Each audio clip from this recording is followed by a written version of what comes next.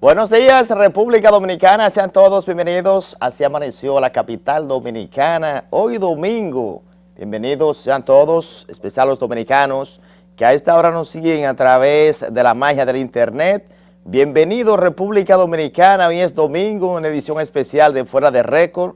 Elvis Lima le hace compañía, un gusto que ustedes a esta hora de la mañana estén con nosotros en esta producción especial de este domingo. Señores, yo no quería referirme a este tema, pero he visto los movimientos que en los últimos días se han estado dando con el caso de la joven que le dio cerveza a la niña en Santiago de 10 meses. Quise hacer una pequeña reflexión, no quería, pero se han dado una coyuntura tan especial. Ayer el presidente de la Cámara de Diputados le sumó un ingrediente novedoso a esta situación, porque la visitó a la cárcel donde tiene 3 meses de medida de coerción. El propio presidente de la Cámara de Diputados, Abel Martínez Durán, puso a su disposición la oficina de él en Santiago para darle asistencia psicológica y asistencia legal, porque también el presidente de la Cámara de Diputados considera que ha sido excesiva la disposición de los 3 meses de medida de coerción. Cuando estuve planificando con el equipo de producción lo que podría pasar en la semana, del tema principal para este comentario, yo favorezco ciertamente que la joven no se puede quedar así. Un país donde no hay ley, no se respeta nada, como está estas redes sociales, que ahora mismo una niña de 7, 8 años navega en internet con la velocidad no de 3G, de 4G, y aunque el anuncio sea gratis, de Claro. Miren, eso es, hay que tomar una decisión, hay que sentar un precedente. Yo favorezco la preocupación del distinguido amigo Abel Martínez. Ciertamente se produce este caso de la joven cuando la Cámara de Diputados acaba de convertir en ley el debatido proyecto del Código Penal. Un Código Penal que, si bien es cierto es una novedad, sienta también un precedente. Miren, esa foto ha caminado el mundo.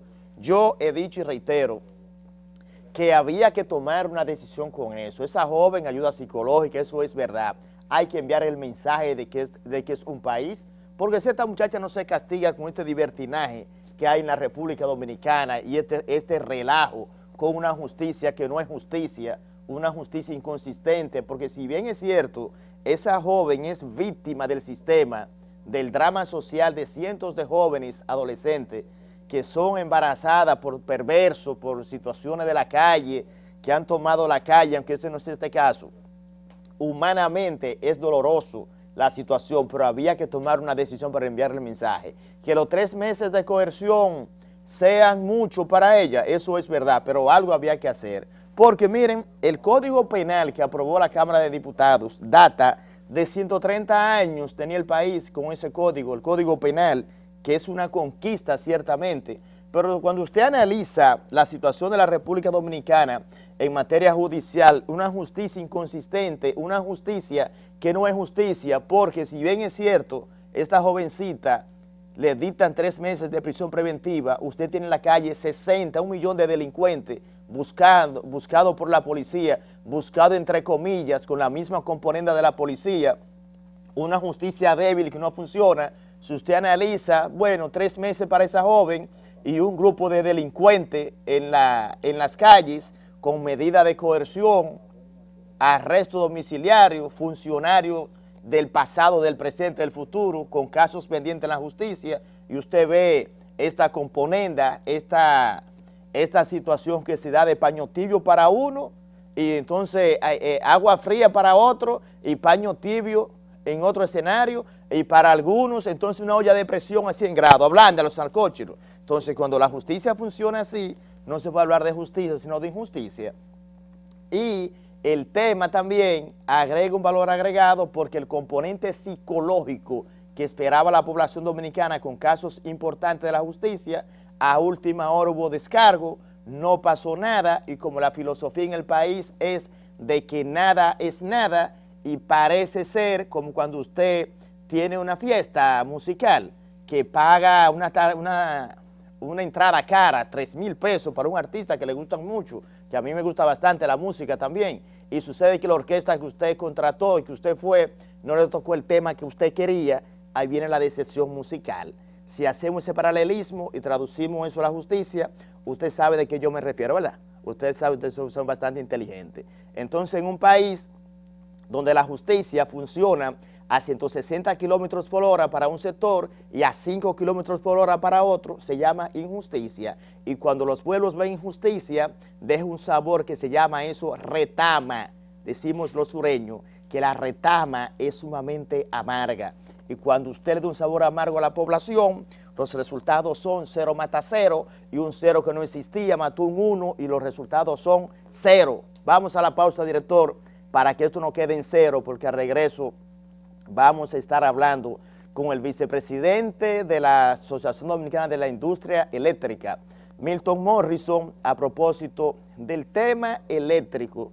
Y voy a traer ese tema porque hay mucha conjetura a propósito que el próximo miércoles ya se van a iniciar los debates para ese esperado punto, que es uno de los temas más importantes para el país y por eso lo traemos en exclusiva.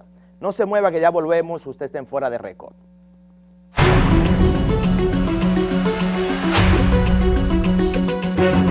Quiero aprovechar este momento para hacerle un llamado al público en general, en especial a la clase política. A la hora de usted imprimir vallas, bajantes, afiches, rotulación, revistas, brochures, volantes y más, visite U-Color, impresión digital, en Isabel la Católica número 364, en la zona colonial. Sus teléfonos 809-688-9518 y 809-333-5775. Sucursales en Los Prados y Nueva York, para que los dirigentes de allá resuelvan ese problema desde aquí. U-Color.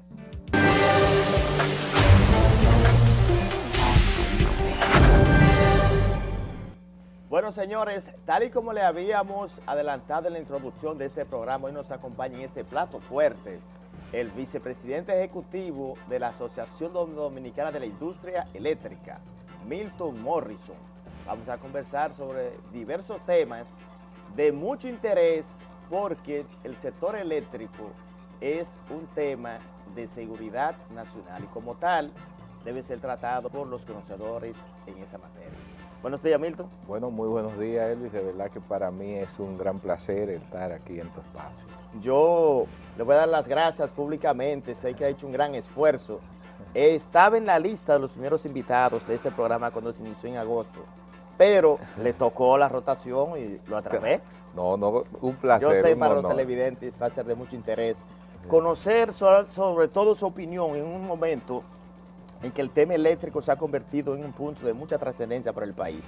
El pacto como tal es un punto de primer orden. Vi que se ha hecho un protocolo, aunque en ese protocolo del proceso la firma como tal no es de los primeros puntos, es de los últimos. Exacto. Al día de hoy, ¿dónde se encuentra el pacto? Se habla que hay muchos intereses y que eso ha impedido que el pacto haya avanzado. Eso es cierto. Hay muchos intereses. Bueno, realmente el sector eléctrico como tal tiene muchos intereses. Cualquier sector de la vida económica nacional tiene intereses envueltos. Ahora, obviamente, el retraso de la convocatoria para el pacto se había producido precisamente porque el gobierno aún no había emitido el decreto, tal como lo hizo el señor presidente hace algunas semanas, para que se diera inicio a este proceso. O sea, que era una responsabilidad y una prerrogativa del Poder Ejecutivo dar inicio a este proceso en cumplimiento de la Ley de Estrategia Nacional de Desarrollo.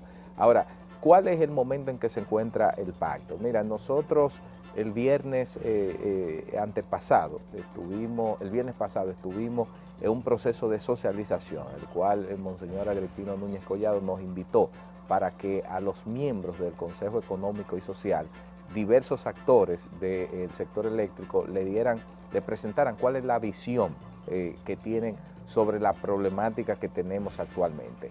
El próximo miércoles va a ser el acto ya formal de inicio del pacto eléctrico y las cosas marchan bien. Según el cronograma que se ha presentado, para dentro de 6 meses se produzca la firma del mismo y bueno, nosotros estamos... 6 meses. En 6 meses es el plazo para el cual se ha previsto la firma del pacto eléctrico. Nosotros estamos esperanzados, entendemos que es una oportunidad que nueva vez se da el país para encontrar soluciones sensatas a un problema que nos afecta de manera colectiva y de manera individual, como es el eléctrico.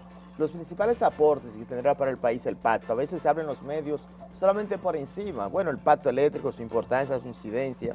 De manera concreta, 5 aspectos que serían vitales en ese pacto. Sí, mira, 5 aspectos vitales para o más podrían ser. Sí, para ese pacto, porque lo primero es que tenemos que entender que el pacto es una mesa para ponerse de acuerdo, una serie de sectores fundamentales de la vida nacional y encontrar soluciones concretas. O sea, tú me preguntas cuáles serían 5 cosas que de cierta importancia que pueden impactar en el mediano y largo plazo, porque no podemos esperar soluciones inmediatas a un problema de décadas. Entonces, en el mediano y largo plazo, ¿cuáles serían esas acciones? Lo primero, yo diría, si nosotros logramos de ese pacto sacar una serie de acciones y proyectos concretos que vayan en la dirección de reducir las pérdidas en la distribución, que en este momento se encuentran alrededor del 3%, si nosotros en un plazo de 5 a 10 años podemos identificar los recursos y reducir esas pérdidas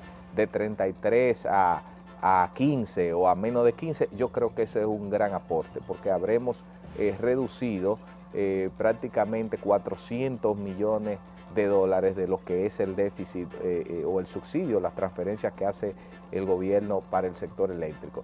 Un segundo paso es el tema de la focalización del subsidio a la tarifa. Si nosotros logramos a través de ese pacto poder visualizar de una manera diáfana quiénes son los sectores realmente vulnerables que necesitan la asistencia del Estado para el tema de la tarifa eléctrica y poder llevarlo y reducirlo a esos niveles adecuados, habremos avanzado mucho. Ahí quizás se pueden ahorrar cerca de 200 millones de dólares anuales del subsidio que tenemos. Entonces, es un segundo paso. Un tercer paso es si nosotros podemos visualizar un plan de generación de mínimo costo, en el cual podamos visualizar en el mediano y largo plazo la inserción de una generación cada vez más competitiva, con combustibles que nos permitan en un momento determinado transferir costos de generación más competitivos, más bajos. Ese será una gran cosa. Entonces, un tercero, si nosotros a través de ese pacto podemos llegar a un acuerdo de que se cumpla el marco legal y regulatorio, de que la Ley General de Electricidad pueda respetarse tanto por el sector público-privado y todos los actores consumidores de la vida nacional, habremos llevado al sector eléctrico a la legalidad, porque ha estado en la ilegalidad desde hace muchos años porque la ley no es respetada y las instituciones que están dentro de lo que es el aparato del sistema eléctrico en muchas ocasiones no pueden o no cumplen su rol y su función.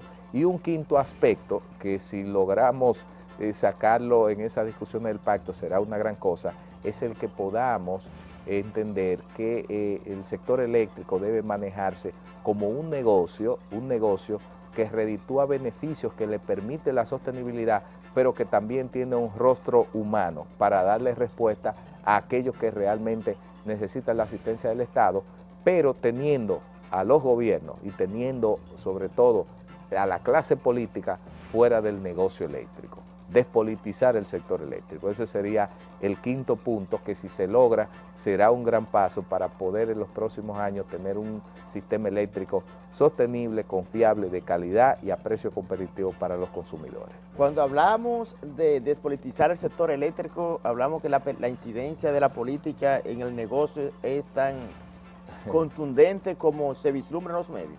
Bueno, mira, es así, porque a veces una cosa es lo que se ve y otra la que no se ve. Sí, vamos a ver. O sea, en ese desglose, ¿cómo inciden los políticos? Sí, cuando yo hablo de los políticos, estoy hablando de las decisiones políticas, ¿cierto? O sea, que ejercen los políticos.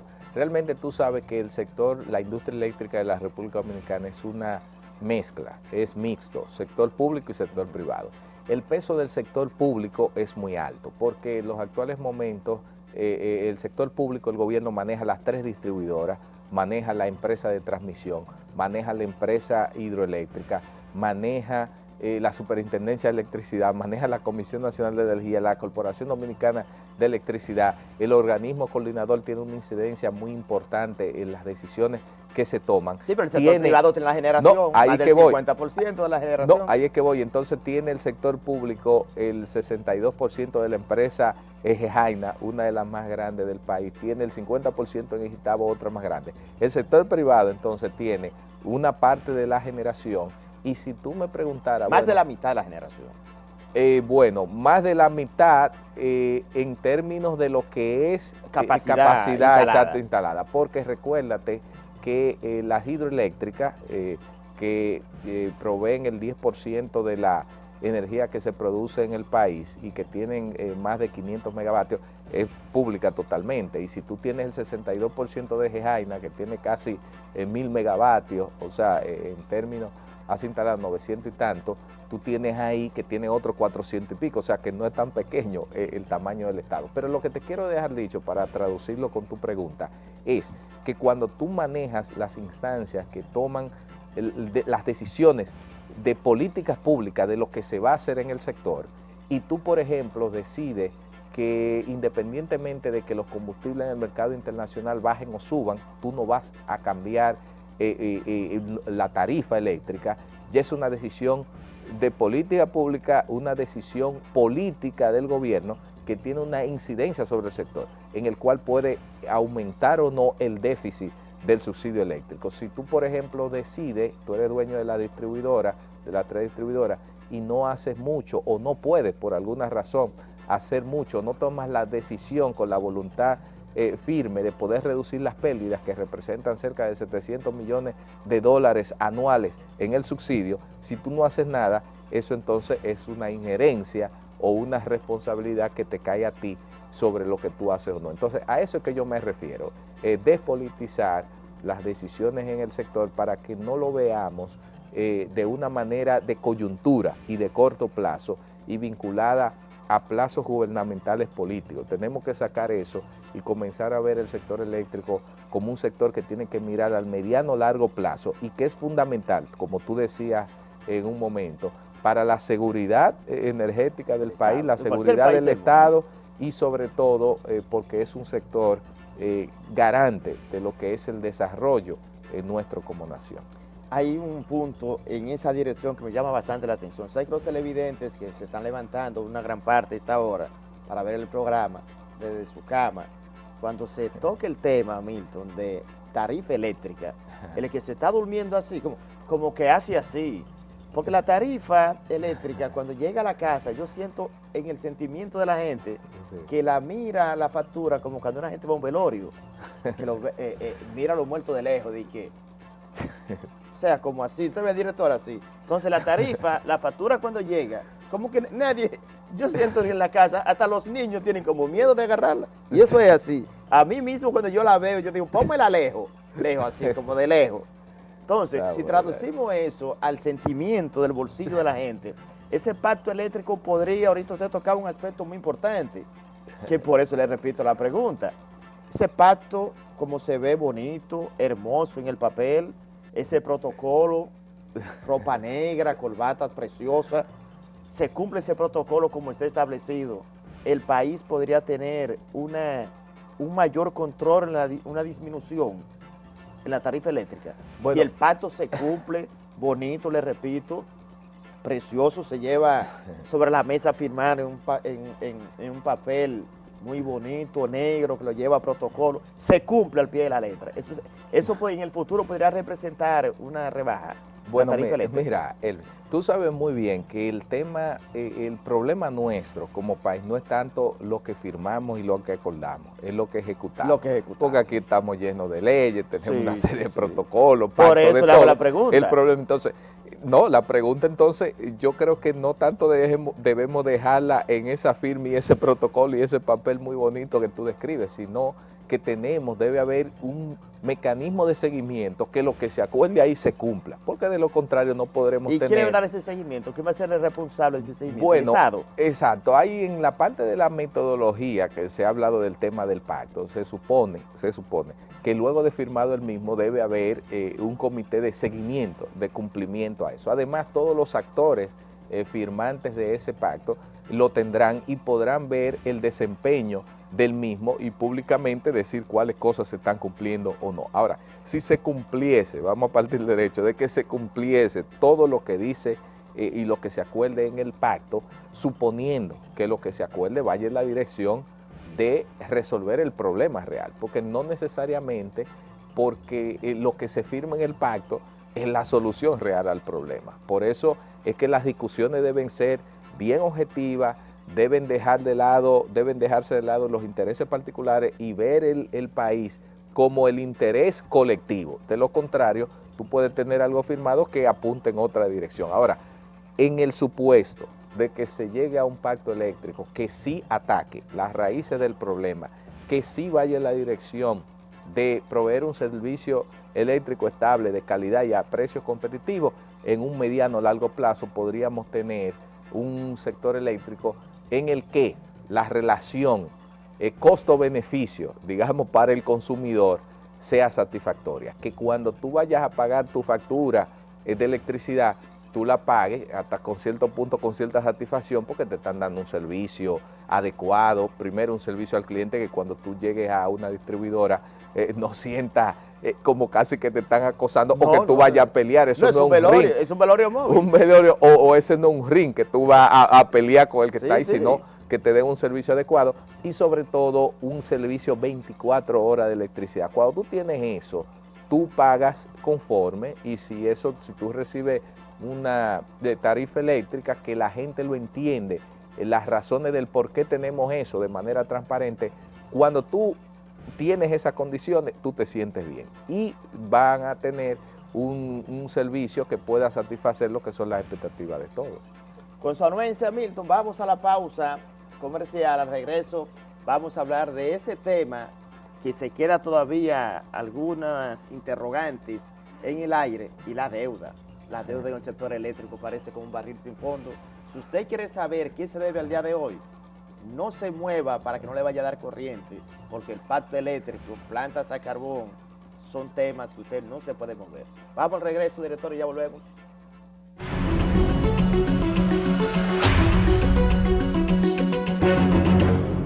Quiero aprovechar este momento para hacerle un llamado al público en general, en especial a la clase política. A la hora de usted imprimir vallas, bajantes, afiches, rotulación, revistas, brochures, volantes y más, visite U-Color, impresión digital, en la Isabel la Católica número 364, en la zona colonial.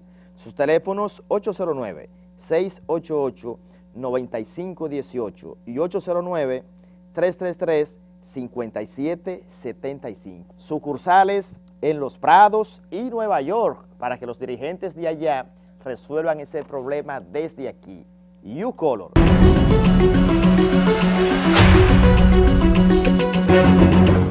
Continuamos conversando en este plato fuerte del día de hoy con Milton Morrison, vicepresidente ejecutivo de la Asociación Dominicana de la Industria Eléctrica. Antes de la pausa dejamos varios temas en el aire. Sin embargo, el punto de la deuda, cuando yo estaba chiquito, siempre leía en los periódicos, y todavía en la universidad y siendo reportero. El otro día yo era reportero, que la deuda, me puse a indagar. Pero Virgencita de la Alta Gracia, ¿y cuándo se va a pagar esa deuda? 900 millones de dólares a octubre de este año. Vi en el último corte, busqué, vi varios ceros, digo, pero esto no puede ser posible. Y eso es posible, mira. Bueno. 900 millones de dólares. ¿Y cómo se paga eso? Bueno, realmente a lo que tú te refieres, para orientar un poco a los televidentes, es el tema de la deuda que tiene el gobierno a través de las distribuidoras con las empresas generadoras. Lamentablemente, tal como tú dices, pregunta, ¿cuándo se va a pagar eso? Eso es una realidad que el pacto eléctrico debe también tomar en cuenta el tema ese de la deuda. ¿Por qué se origina esa deuda? Lo que pasa es que las empresas distribuidoras no logran cobrar el 100% de la energía que se consume. Entonces, cuando tú tienes, yo hablaba Energía ahorita, servida. energía servida, exacto. Ellas compran, tienen una factura que los generadores le venden X cantidad de energía, ellas las compran, las ponen en las redes, y cuando la ponen en las redes y se consumen, esa energía servida, como tú muy bien dices, entonces ellas cobran el 67%. El 33% se perdió. Entonces, ese 33%, como yo decía, es mucho dinero en dólares. Entonces, cuando tú tienes un negocio en el cual tú no puedes cubrir tu compromiso de compra, tú generas un déficit. Y entonces, esa deuda se ha ido acumulando, y el gobierno no ha tenido los recursos para darle respuesta a la misma porque hay un déficit. Entonces, en el pacto eléctrico habrá que analizar de manera profunda cómo se puede resolver ese tema de la deuda, cómo eso se puede transferir en un beneficio mismo para el sistema como tal, teniendo plazos y cumplimientos más cortos, porque no puede ser que hayan empresas que se deban 5 y 6 meses, facturas de 5 y 6 facturas, cosa que realmente genera ineficiencias en el sector. Ahora para las Navidades, usted ha conversado con los generadores, ha escuchado, aunque sea por teléfono, ¿hay garantía de que la población dominicana podrá prender los arbolitos ahora en Navidad, o en Navidad los arbolitos, el gobierno no paga, podrían estar apagados? Mira, yo creo, si recordamos, aquí hay fechas que son sagradas. Si tú observas el periodo navideño, las elecciones, aquí siempre hay energía en ese periodo. Yo creo que este año no va a ser la excepción. Confiamos que el gobierno tome las medidas del lugar para que se pueda garantizar. Pero tomar la medida del lugar significa depositar o hacer una transferencia. En transferencia que se pague ese dinero. Exacto, bueno.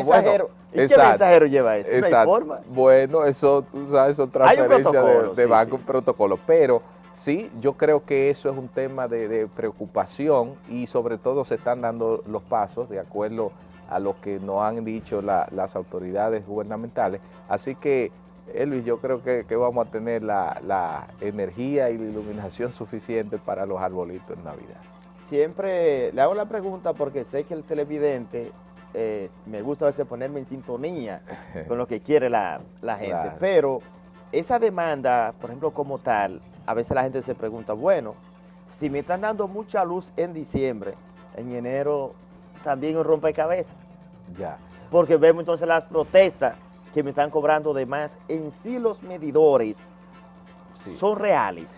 Porque yo le hago la pregunta porque yo sé que el televidente y la gente en sus hogares son temas que inciden directamente con el televidente. Claro. Y con el ciudadano como tal. Y esa es una pregunta interesante que me das la oportunidad. Están engañando con mi contador. No, mira, hay que verlo. Vamos a hacer un ejercicio objetivo. Mira, si usted en su hogar recibe en promedio, digamos, 18, 20 horas de luz, o sea, que le dan 4 horas de apagones o 6 horas de apagones diarios. Si usted no tiene inversor, supongamos, una vivienda en la que usted no tiene inversor ni planta eléctrica, si usted le dan 18 o 20 horas de electricidad y le cobran por ese monto, si le dan 24, le están dando 4 horas que si usted la consume, por tanto su factura le va a llegar más cara. Si usted tiene inversor y usted, por ejemplo, le dan 20 horas de luz y 4 horas de apagones, ¿qué pasa en esas 4 horas de apagones? Que el inversor se encarga de suplirle esa energía. Ahora, obviamente, ¿qué pasa? Que la energía que le suple, o sea, la electricidad que le dé el inversor, es una electricidad que no tiene la eficiencia adecuada por el tema de la transformación y eso, y le carga el precio de la factura eléctrica, debe llegarle más elevado cuando le dan apagones y usted tiene inversor.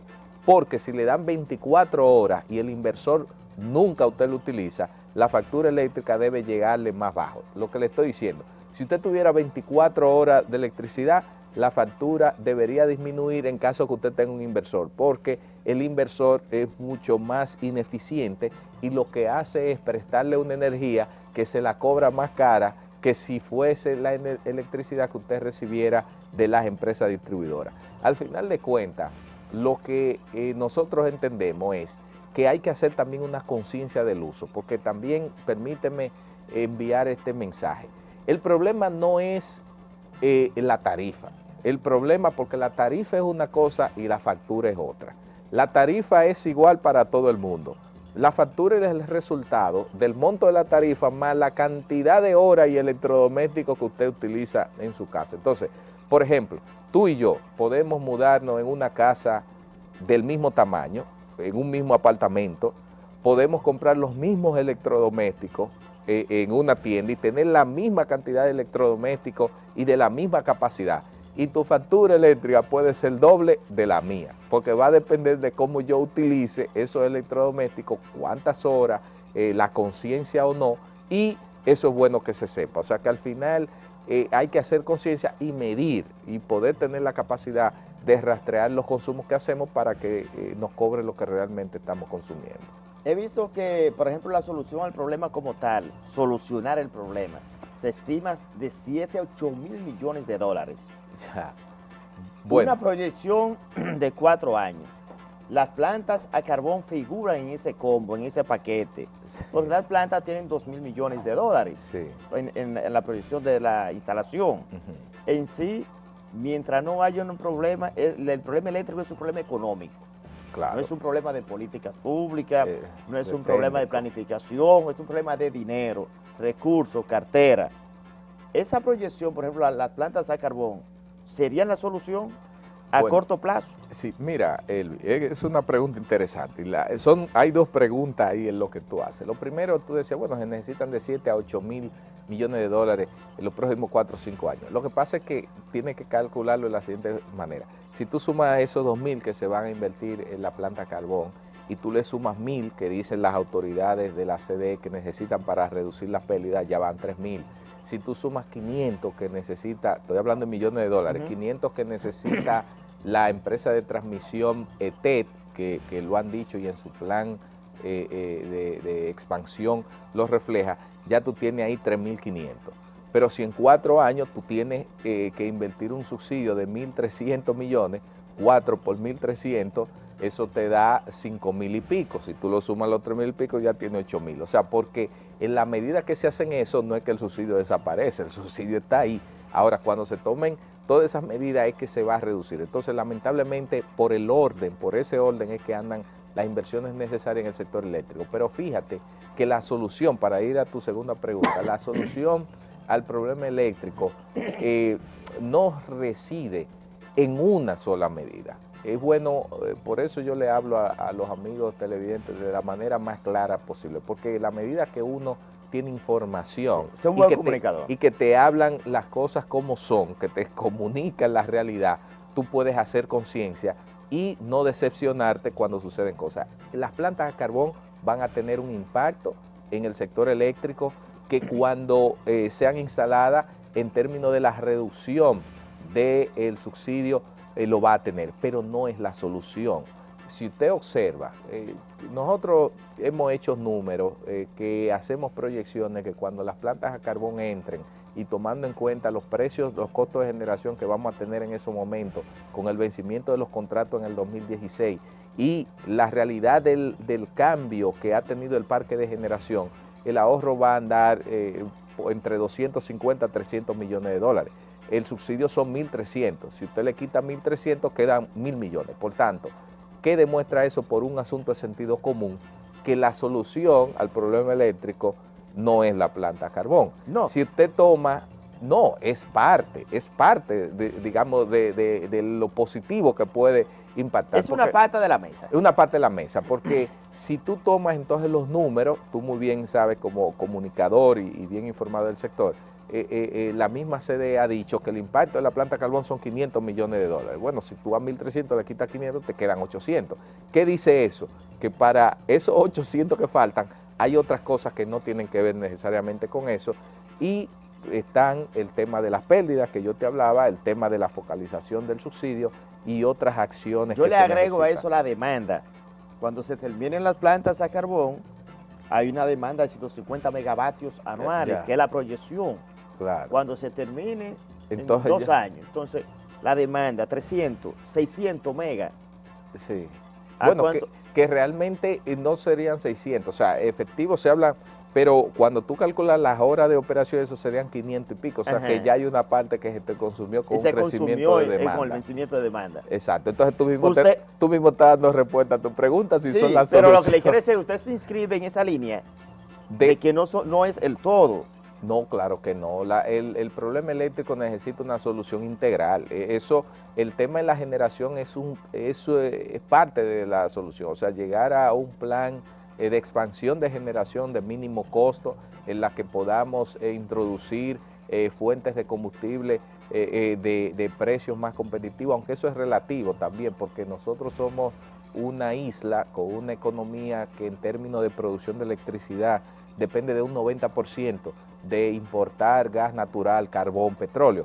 Entonces, un combustible que tú no tienes en tu suelo, que tú dependes de los precios internacionales, puede ser competitivo en un momento, pero en otro puede variar, por ejemplo. A propósito, excúseme me interrumpa, hay posiciones encontradas, el combustible ha bajado bastante. Claro. Algunos sectores han planteado de que la tarifa podría bajar, porque si las plantas funcionan un 25, un 30% con derivados fósiles, y está barato, se puede traducir en una rebaja. Sí, mira, no es posible eso. Claro, si el precio del petróleo, como tú muy bien dices, se mantiene a la baja, digamos, durante un año, porque tú no puedes calcular, la reducción tiene un impacto, pero para que sea un impacto significativo, supongamos que se mantenga en un año así, claro, va a tener un impacto de reducción de cientos de millones de dólares. Lo que pasa es que cuando se pregunta, ¿y por qué no baja la tarifa? Es que tú tienes un déficit de 1.300. Si tú reduces 200 en 1.300, todavía te quedan 1.100. Si tú tienes un negocio en el cual tú tienes pérdidas por 1.000 pesos, digamos, y tú logras tener un beneficio, un ingreso de 100 pesos adicionales, bueno, tú tienes una deuda de 1.000. Para tú bajarle el precio al producto, si tú le descuentas 100 a esos 1.000, te quedan 900. Si tú bajas el precio del producto, en este caso la tarifa, sería una baja artificial, o sea, tú le puedes traducir eso, pero no que necesariamente responde a una lógica de negocio, de mercado en el cual tú tienes beneficio. Me confundió ahí. ¿Le confundió? Sí, me confundió. Me dice que sí, pero que no. No, oiga, hay dos cosas, vamos a ver. Yo lo llevo, vamos a ver en el lenguaje más sencillo. Una reducción en los costos de generación que no sean significativos para bajar todo el déficit que tenemos de 1.300, no puede traducirse en una baja de la tarifa que sea bajo la lógica de la racionalidad económica. Ahora, la tarifa eléctrica es algo que la Superintendencia de Electricidad a través del gobierno plantea y establece. Si ahora mismo se quisiera bajar la tarifa, se puede bajar. Ahora mismo el gobierno dice, vamos a bajar la tarifa a través de la superintendencia, puede bajarla, independientemente de todo. ¿Escucharon que se puede bajar? Sí, pero ¿a qué costo? Se puede bajar, pero ¿a qué costo? A un incremento del subsidio que tenemos actualmente. Ah, pues usted la está condicionando. No, porque la realidad es la realidad. Porque lo que tú bajas en una parte, te tiene que incrementar por otra. Pero ahora mismo, el que está viendo este programa, cuando usted dijo así, de la emoción con el control, brincó para arriba de la cama, casi choca en el techo y cuando cae, mire, ahora esa otra pregunta, esa respuesta suya condicionándola, casi rompe el control. Míralo ahí, no la van a bajar. No, Lima, lo que pasa es que tenemos que hablar las cosas como son para que la gente no tenga una frustración. Yo me pongo en lugar del televidente. Pero mira, ahora mismo el camarógrafo casi hizo así, y sentí que la cámara se movió, no fue la tierra que tembló, fue que de la emoción el camarógrafo hizo así. Ahí sí la van a bajar, ya estaba pensando en eso. Pero tú sabías que la tarifa que tenemos actualmente que pagamos está subsidiada ya. Sí. O sea que no es una tarifa que refleja los costos reales del sistema. Pero si sigue bajando el petróleo, ¿se puede bajar algo? Bueno, puede el gobierno traducirle ese beneficio y seguir pagando el subsidio. Decimos los sureños, soy de Elías Piña, serie 16, saldrá la cara más cara de sal que el chivo, y para allá no hay chivo. Bueno, se queda bien sal. Esa es la realidad. Bueno, Milton, se nos terminó el tiempo, señores. Este plato fuerte este domingo. Agradecemos a Milton Morrison, vicepresidente ejecutivo de la Asociación Dominicana de la Industria Eléctrica, que tiene esta panorámica, esta cátedra eléctrica, hoy domingo en la mañana. Milton. Bueno, gracias, un placer y gracias por la invitación.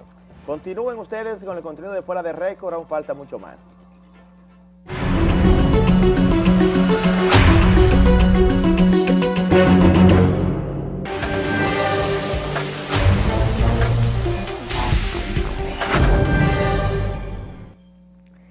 buenos días, damas y caballeros, y estamos aquí felices de compartir con ustedes otra semana fuera de récord. Hoy vamos a hablar sobre un tema que me abordan bastante mis amigos y compañeros de trabajo, y es que me preguntan: Diandra, ¿cómo puedo ahorrar? Enséñame a ahorrar. Y la verdad es que es un poco difícil tener un plan general que se aplique a todo el mundo, ya que sus ahorros van a depender de su disponibilidad. No es lo mismo el consejo que yo aplico para mí que el consejo que podría aplicar para usted, ya que nuestras situaciones financieras pueden ser diferentes. Sin embargo, investigando y tratando de buscar pues el mejor plan para ayudarlo a usted a ahorrar, así como muestra nuestra imagen el día de hoy, es que hemos encontrado los errores más comunes que cometen las personas cuando intentan ahorrar, porque muchas veces ni siquiera llegan a ahorrar. Y es que lo primero, siempre lo he dicho y vuelvo y lo repito, es que usted debe tener un plan, y ese plan en finanzas se llama presupuesto. Usted debe saber cuáles son sus ingresos, cuáles son sus gastos fijos y cuál es el monto que usted tiene disponible para entonces adecuarlo y ahorrarlo mensualmente, ya sea cada 2 meses, y así usted se propone una meta para cumplirla. Segundo, las personas que no calculan un presupuesto son las que son más propensas, obviamente, a no poder ahorrar porque nunca les sobra dinero por la mala organización. También muchas veces cuando no tienen un presupuesto también ahorran muy poco y se sienten desmotivados porque sienten que luego de 3 o 4 meses no ven una suma de dinero razonable y entonces se desencantan y se olvidan del ahorro. Que ya cambiando el tema de los ahorros, nos vamos a ir un poco ya con el tema que nos encanta a las mujeres, y es el estilismo y la belleza, y es que mis aretes son de Kebana Joyas. La pueden seguir en Instagram y hacer sus pedidos. Ahora en la época de Navidad tengo estos aretes preciosos, y también tengo esta pulserita que me han regalado y que encargué como una docena para regalar a todas mis amigas ahora en Navidad. Es un regalo perfecto, es un regalo económico y un regalo duradero, así que recuerden que van a Joyas para sus accesorios de estas Navidades. Nos vemos la próxima semana en otro programa Fuera de Récord.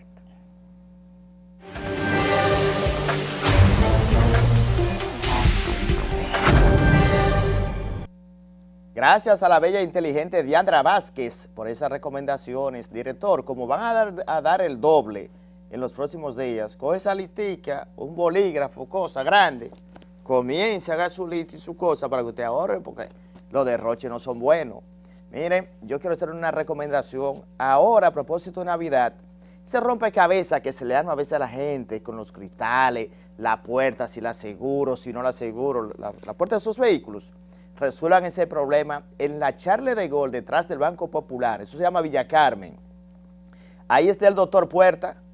Ahí en el país hay muchos doctores y especialistas. Ahora en Puerta, un solo yo he conocido. Doctor Puerta, detrás del Banco Popular en Villa Carmen. Vaya y le resuelven ese problema. Señores, miren, antes de finalizar, yo quiero hacer un comentario, que el director me lo permita. El tema político no lo quería dejar, pero quería vincularlo a propósito del tema político, el tema de los pasajes, que es una decisión política. Cuando un funcionario es cobarde, la cobardía en ningún escenario es buena. Fíjense que los grandes boxeadores, para ser campeón del mundo hay que ser guapo. El cobarde que está en la OTTT, ¿cómo que se llama? Un cobarde que hay, que anunció una rebaja en los precios de los combustibles. En términos gallísticos, le pregunté a un amigo que le gusta la lidia de gallo de pelea, que cómo se llama eso cuando son así, me dijo Manilo. Entonces, el Manilo que está allá en la OTTT, que anunció la rebaja en los precios de los combustibles, y después cuando los dueños del país salieron, que lo acorralaron los transportistas, hablaron duro. No, yo no dije eso, yo no hablé de aumento. Ese señor dio pena ahí, señores. Yo creo que la presión le subió a 18 cuando hablaron los sindicalistas. Ahora, el ministro de Industria y Comercio lo sigue haciendo bien, sigue bajando el precio de los combustibles, pero no bajan los pasajes. Entonces, esa lucha desigual, eso no es bueno, coger piedra para los más chiquitos. Y a propósito del Código Penal, que hablé al principio, si se quiere hacer justicia también, pero militaricen y cojan las calles, que hay mucho guardia, militaricen las centrales sindicales y eso, y manden el pasaje militarmente, dictadura con democracia, para que bajen el pasaje. Si hay respeto a un país con normas y con leyes, ese director de la OTTT debió renunciar ya. Y además, si él quiere, yo te lo voy a buscar en el vehículo, si le da vergüenza salir. y yo lo llevo a su casa que renuncie, porque usted tiene que tener valor, señor. Anunció esa rebaja. ¡Ay! Le dio taquicardia cuando hablaron los sindicalistas. Hay muchos sindicatos serios, pero así no, señores. Director, déjeme terminar, además, se acabó el tiempo. Ya yo no voy a pelear más ni con usted, ni con los sindicalistas, ni con el cobarde de la OTTT, que le dicen línea de gallo de pelea que es Manilo. No quiero ser Manilo. La próxima semana sí tendremos más calidad, pero en Fuera de Récord. Así que pásenla bien.